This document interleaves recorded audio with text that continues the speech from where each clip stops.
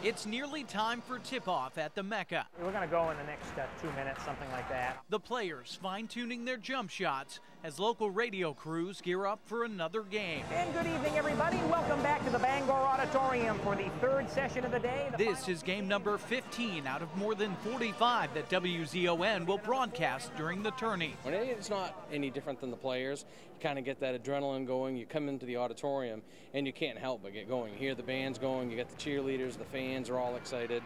It can't help but get you on the edge of your seat as you get ready to call a game. And there are plenty of great moments to keep them on the edge of their seats. And Martin throws from 3/4. Oh! Swish! The crews rotate positions for each game. Back down to the floor with Rob Poindexter. And like the teams they cover, these broadcasters say they rely on good scouting well before game time. We have 4 or 5 seniors, but I still consider us a young team. You try to talk to the coaches to find out what's their style of play. We can run, we can slow it down. Who has a brother or a sister that used to play?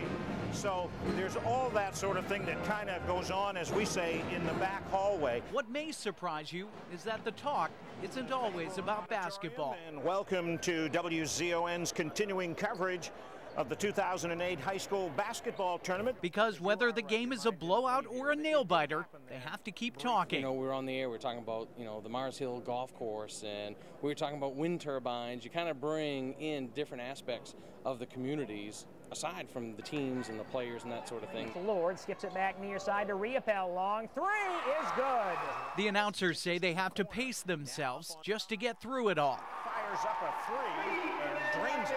But on the final day, they're reminded what makes tourney time so special. For me, there's nothing better than at the end when they hand out the gold balls and you see kids down there who have been trying for 3-4 years to try to get to that level.